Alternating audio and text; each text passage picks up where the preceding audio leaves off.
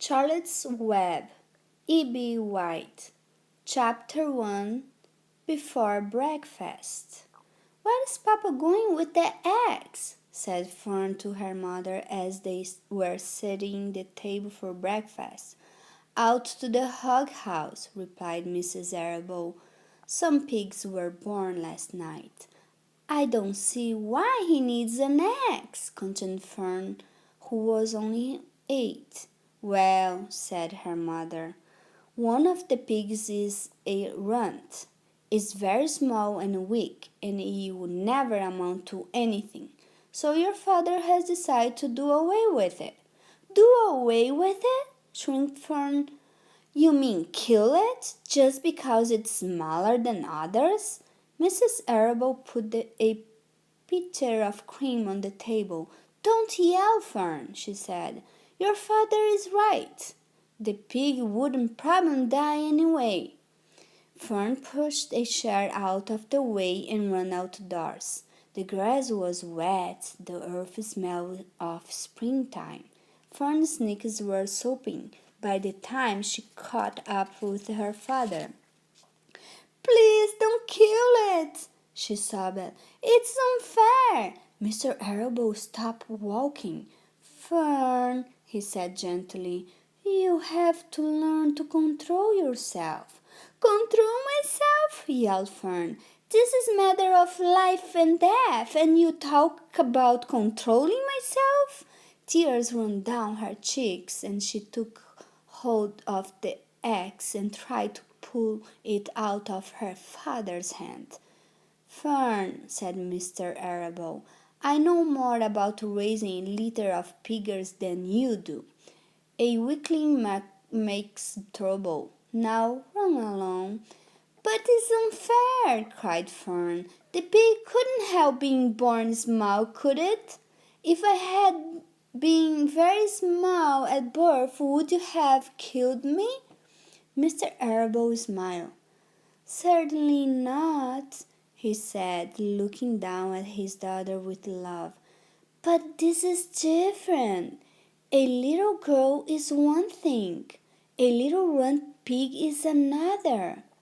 "I see no difference," replied Fern, still hanging on to the axe.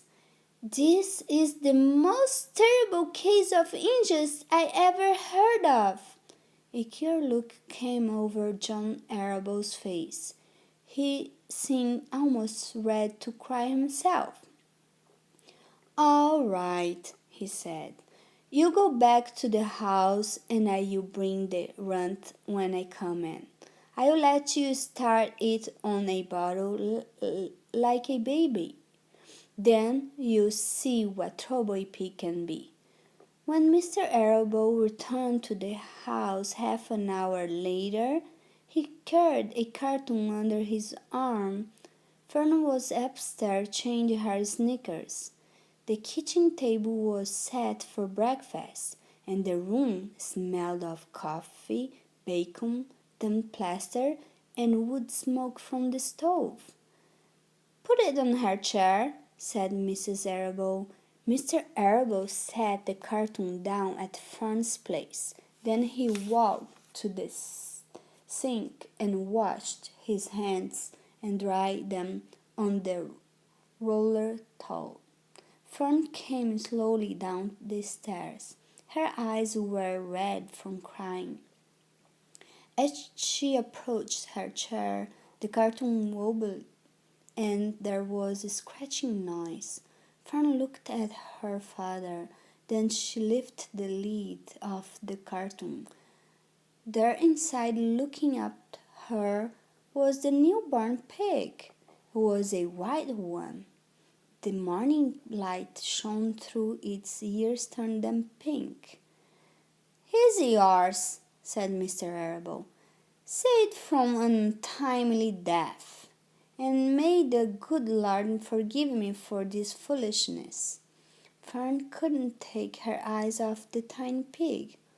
"Oh," she whispered. "Oh, look at him. He's absolutely perfect." She closed the carton carefully. First she kissed her father, Then she kissed her mother. Then she opened the lid again, lifted the pig out, and held it against her cheek.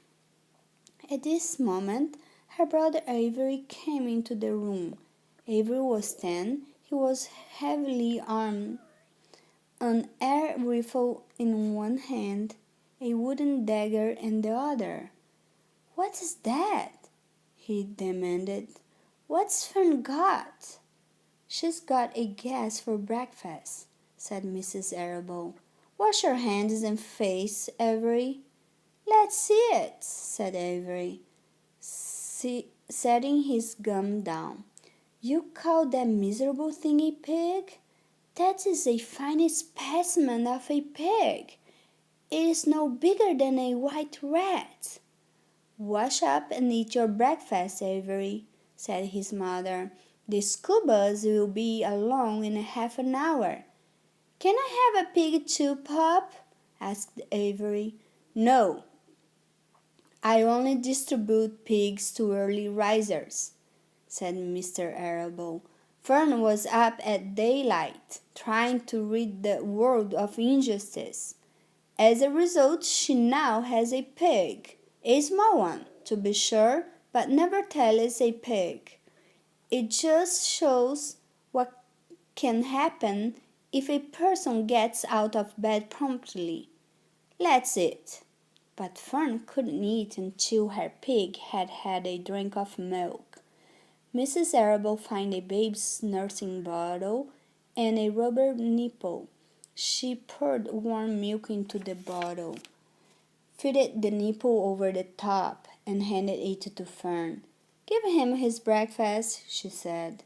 A minute later Fern was seated on the floor in the corner of the kitchen with her infant between her knees, teaching it to suck from the bottle. The pig, although tiny, had a good appetite and caught on quickly. The school bus honked from the road. "Run!" commanded Mrs. Arable, taking the pig from Fern and slipping a doughnut into her hand. Avery grabbed his gun and another doughnut. The children ran out to the road and climbed into the bus. Fern took no notice of the others in the bus. She just sat and stared out the window, thinking what a blissful world it was and how lucky she was to have entire charge of a pig. By the time the bus reached the school, Fern had named her pet, selecting the most beautiful name she could think of. "Its name's Wilbur," she whispered to herself. She was still thinking about the pig when the teacher said, "Fern, what is the capital of Pennsylvania?" "Wilbur," replied Fern dreamily. The pupils giggled. Fern blushed.